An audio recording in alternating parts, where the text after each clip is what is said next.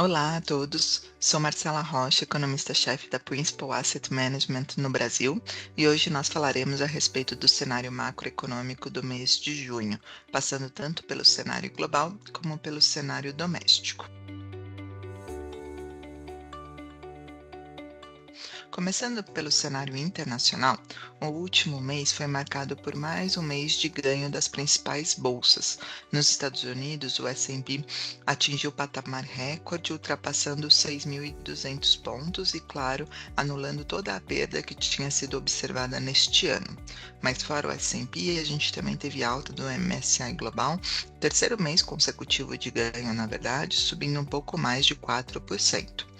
O bom desempenho das bolsas nesse último mês surpreende porque aconteceu num ambiente ainda de muita incerteza e de assuntos relevantes que poderiam trazer uma maior volatilidade e uma maior cautela dos investidores. Tivemos escalada de conflitos geopolíticos e ainda incertezas em relação à política tarifária dos Estados Unidos. Só que o bom é que, apesar desses conflitos e dessa política tarifária serem ainda eventos cautelosos, ao longo do último mês nós não vimos os cenários extremos desses dois fatores evoluindo. Sobre a questão geopolítica, as tensões entre Irã e Israel chegaram a representar um potencial risco relevante para o petróleo, inclusive com entrada dos Estados Unidos no conflito e ameaças de fechar o Estreito de Hormuz, mas houve ali de maneira rápida e até inesperada a decisão de um cessar-fogo e esse conflito desescalou, não pressionando o preço de petróleo, que seria ali o maior impacto direto para as condições financeiras globais. Já a política tarifária do Trump continua com várias incógnitas, várias interrogações, mas houve ali um diálogo também surpreendente entre China e Estados Unidos, que culminou num acordo que reduziu ali a alíquota média de importação dos Estados Unidos de volta para cerca de 13%, ainda um patamar acima do que era no início do ano, mas um patamar muito mais modesto do que chegou no auge de toda a preocupação com política tarifária. Essa tarifa chegou ali a 25, 26%. Então, ainda existem incertezas sobre questões geopolíticas e guerra tarifária, mas ao longo do mês os cenários extremos, os cenários ali de uma ruptura ou deterioração adicional foram contidos. Só que além disso, o que ajudou também os mercados foi a evolução do cenário de Estados Unidos. Os últimos dados de Estados Unidos de inflação trouxeram notícias surpreendentemente boas. Houve ali números de inflação abaixo do esperado, tanto no cheio como no core. Claro que ainda é muito cedo para nós falarmos dos impactos das tarifas e achamos que os dados a partir de junho, julho e principalmente ali agosto é que vão trazer um diagnóstico mais claro sobre como essas tarifas chegam ao consumidor. Mas mesmo que sabendo que o pior desse impacto ainda está por vir, chamou a atenção os números ali mostrando um comportamento de inflação muito mais benigno, ainda mais para uma economia que está resiliente. E quando nós falamos em resiliência, não é generalizado ali os números bons dos Estados Unidos. Existem alguns indicadores apresentando arrefecimento do lado do mercado de trabalho, principalmente o ADP e os índices ISM. Mas o payroll, que é um termômetro ali muito relevante para a temperatura da economia americana, mostrou uma criação de vagas ainda robusta de 147 mil vagas. É verdade que teve uma criação de vagas principalmente no setor público, mas até a taxa de desemprego, ao contrário das expectativas, não subiu e recuou, saindo de 4,2 para 4,1.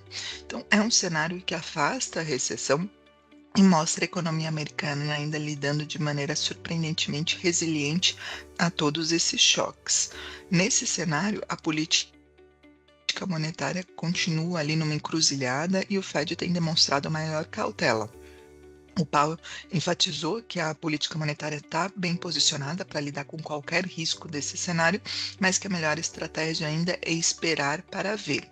A nossa avaliação é de que esses dados todos reforçam que o Fed só deve reduzir os juros no final do ano, na reunião de dezembro, mas o mercado parece não se importar com o timing desse corte e celebrar muito mais a resiliência da economia americana, a expectativa de que os choques de inflação sejam pontuais, que não sejam ali algo que teria impacto secundário, que não seria persistente. Junto a isso, a política tarifária e a questão da guerra geopolítica também um evento menos negativo ou, digamos assim, mais controlado do que o esperado.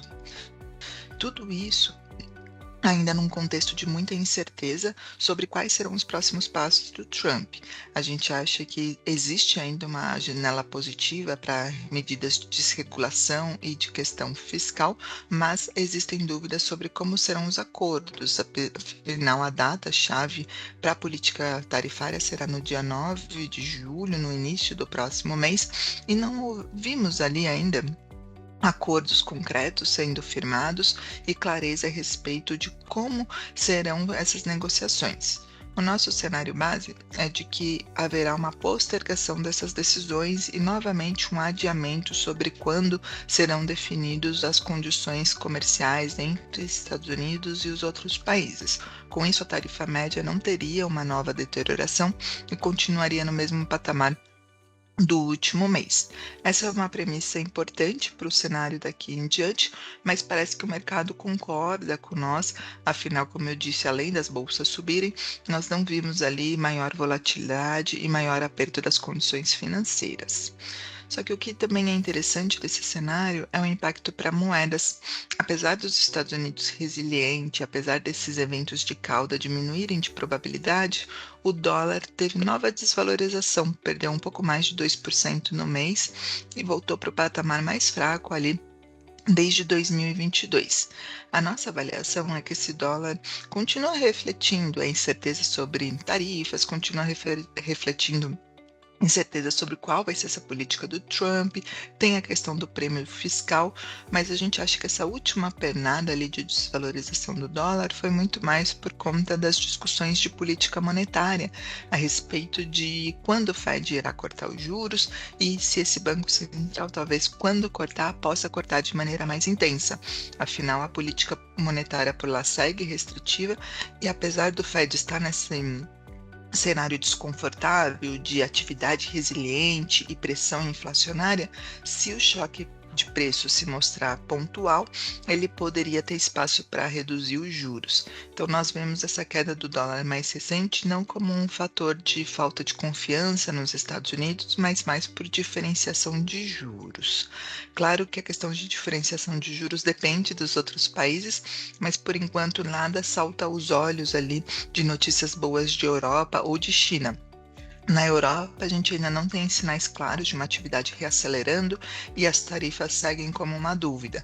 Já na China, os dados eram mistos, os efeitos negativos das tarifas parecem ali um risco relevante, mas por enquanto nada que levou a revisões para baixo de PIB. Nesse contexto, a gente acredita que é importante entender os impactos das tarifas nos próximos meses e entender a resposta de política econômica da Europa e da China. Mais do que os próximos dados, é entender se a Europa vai buscar medidas ali para trazer um impulso mais duradouro para crescimento. A gente já teve a Alemanha ali mostrando maior ímpeto para gastos com defesa. Na China, a gente pode ter estímulos fiscais para setores específicos, para a população, caso essa atividade desacelere. Então, ainda é um fator de atenção, mas nada que mude o nosso cenário por enquanto. Dessa maneira, a gente acredita que o cenário global segue dependente desses desdobramentos políticos nos Estados Unidos e seu reflexo para outras regiões. Parece que o mercado ignora ali fatores mais extremos, como escalada geopolítica, como a questão de tarifas, e coloca muito mais ênfase nessa resiliência da economia americana, junto com esse dólar fraco que é benigno para os ativos de risco fora e principalmente de emergência. A gente não discorda desse cenário, mas a gente só lembra que a incerteza permanece elevada, que essas políticas econômicas ainda podem ter impactos negativos na economia americana e que qualquer sinal de aversão ao risco maior, esse dólar poderia reverter parte dessa queda. Não é o nosso cenário, mas dado toda a rapidez desse rally de equities e principalmente a queda do dólar, é um cenário que parece ter mais volatilidade e maior incerteza daqui para frente. Indo para o cenário doméstico, aqui no Brasil, a gente se beneficiou desse bom humor global com um dólar fraco. A gente teve o índice Ibovespa subindo pelo quarto mês consecutivo, subiu um pouco mais de 1%, já acumulando no ano ali ganhos acima de 15%. Além disso, o real seguiu valorizando e já tocou ali os 5,50, um patamar que não era observado desde o terceiro trimestre do ano passado. Fora isso, a gente teve um recuo dos juros longos aqui no Brasil e uma queda também das taxas das NTN-Bs. A gente avalia que toda essa melhora dos ativos domésticos está mais relacionada ao cenário global, uma vez que aqui no mercado doméstico continuaram com dúvidas e mesmo com essas incertezas, houve a entrada de novo do estrangeiro para a B3. A gente viu no mês de junho uma entrada de um pouco mais de 5 bi de reais, o que soma no mês uma entrada de mais de 26 bi. E essa entrada ocorreu mesmo a despeito de todas as incertezas sobre a política fiscal. Aqui, a Fazenda decidiu elevar as alíquotas de IOF como uma nova fonte de arrecadação para fechar o orçamento desse ano e do ano que vem. Essa decisão surpreendeu, não só porque veio através de um decreto, sem ser conversado com outros poderes, e também por conta da amplitude e da magnitude da elevação dessas alíquotas que poderiam gerar uma arrecadação não menosprezível de 40 bilhões de reais, de acordo com o governo. Essa decisão, além de surpreender, reforçou a estratégia do governo, que é de aumento de carga tributária, busca de aumento de impostos, ao invés de buscar uma solução estrutural para o nosso orçamento. Ao invés de buscar redução das despesas, o governo insiste pelo lado da arrecadação e insiste em caminhos que não precisem nem do apoio ali do Congresso. Mas dada toda a fragilidade do executivo, com baixa popularidade, sem apoio na Câmara, sem apoio no Senado e com o diálogo que já era obstruído e essa decisão do IOF enfraquecendo ainda mais a articulação, o que a gente viu foi uma grande derrota para o governo, com a Câmara em ampla maioria ali votando para a derrubada de um decreto presidencial. Isso não ocorria há décadas e mostrou a fragilidade da estratégia do governo. Essa decisão ainda vai ser judicializada, ainda deve ir para o STF, mas o ponto importante é que mostra os limites desse plano do governo através da arrecadação e mostra que se o governo não encontrar uma fonte para compensar esse aumento do IOF, corremos o risco de novamente discutir a alteração de meta fiscal desse ano, mas principalmente do ano que vem. Fonte alternativa como mudanças em JCP, CSLL, LIR sobre investimentos de ativos isentos, mas dado todo o fragmento de diálogo, a tensão que tem aumentado, essa MP também corre risco de não ser aprovada, corre risco de passar por alterações e não viabilizar esse ajuste. Portanto, a questão fiscal mostra-se de novo uma preocupação, mas o lado bom dessa preocupação é que parecemos chegarmos a um limite ali em que ninguém mais tolera impostos e que um objetivo estrutural de gastos segue como a estratégia ali mais coerente, adequada e que pressionaria o governo, tá? Pelo lado político, a gente também não teve grandes novidades, mas vale a pena ressaltar os números de apoio ao governo. Ele sendo um governo enfraquecido, um governo descolando, né, da situação econômica que segue positiva, afinal, o PIB esse ano deve crescer mais de 2%, o desemprego não para de cair, mas a popularidade do governo não reagiria a isso. Só que os últimos dados mostram que mesmo com todo o esforço do governo de tentar trazer uma agenda positiva, de tentar melhorar a comunicação, a questão da fraude do INSS e até mesmo esses conflitos com o Congresso parecem pesar mais e a popularidade do governo mostrou uma nova piora. Isso ainda é uma leitura prematura para o ano que vem, mas fala que a eleição deve cada vez ganhar mais peso nas discussões. Afinal, o governo com apoio baixo, um governo não conseguindo ter reação, um governo enfraquecido no Congresso, faz parte de qualquer debate a respeito do ano que vem. Pelo lado econômico, como eu já comentei, os dados de atividade seguem fortes, né? O PIB desse ano nós já tínhamos revisado para 2,3, os últimos dados nos deixam confortável com essa projeção. Os dados de mercado de trabalho, principalmente da PNAD, foram muito fortes, mas por outro lado, a gente teve um CAGED um pouquinho abaixo do esperado, a produção industrial recuando no mês de maio e o mercado de crédito ali tendo sinais mais claros de perda de fôlego.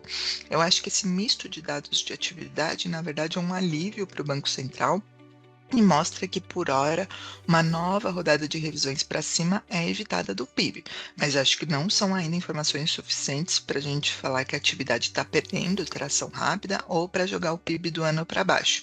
Acho que é um alívio só depois de um primeiro trimestre forte e depois de números ali de abril que traziam até uma dúvida a respeito da reaceleração da atividade. Aí, pelo lado da inflação, o câmbio valorizando tem contribuído para acomodar os preços de alimentos e já há algum indício ali de preços industriais também abaixo do esperado. Com isso, a gente tem uma sequência de números de inflação abaixo das expectativas e junto com esse comportamento do câmbio que segue valorizando nesse ambiente global favorável e commodities em reais de lado, a gente tem visto uma forte melhora das projeções de inflação para esse ano. Nós, por exemplo, revisamos para a projeção para esse ano para 5,2. Toda essa melhora de inflação corrente, claro que traz uma dúvida a respeito das expectativas futuras, mas tanto nós como o consenso ainda não fizemos alterações e seguimos confortáveis com isso. Para o ano que vem temos 4,3. E apesar de vermos a inflação corrente favorável, como eu disse, o mercado de trabalho segue forte, a atividade é ainda acima do potencial, um hiato, na nossa opinião, subestimado nas projeções do Banco Central e um cenário global que pode ficar mais turvo, menos favorável ao longo dos próximos meses. Por conta disso, nós avaliamos que a comunicação do Banco Central foi muito correta. Na última decisão, o Banco Central decidiu subir a Selic em 25 bips, como nós esperávamos, para 15%. Mas o Banco Central optou por deixar explícito que o plano de voo deles é interromper esse ciclo de alta. Interromper é uma palavra importante porque mostra que não acabou, que caso o cenário base do Copom não se concretize, eles podem voltar a subir os juros. Mas dado esse cenário de desaceleração e principalmente o Banco Central ter tempo para avaliar o aperto que houve, que foi um aperto forte nos últimos meses, ele se compromete a deixar os juros nesse patamar alto por um período bastante prolongado. É difícil quantificar o que seria o bastante prolongado, mas como nós temos usualmente ali cerca de 4 reuniões e meia entre um ciclo do Banco Central e outro, nós achamos que o Banco Central quer dizer que vai ficar parado aí por pelo menos 6 a 7 meses essa taxa de juros. E nós concordamos, achamos que com todas essas incertezas o juros só conseguiria cair no segundo trimestre do ano que vem.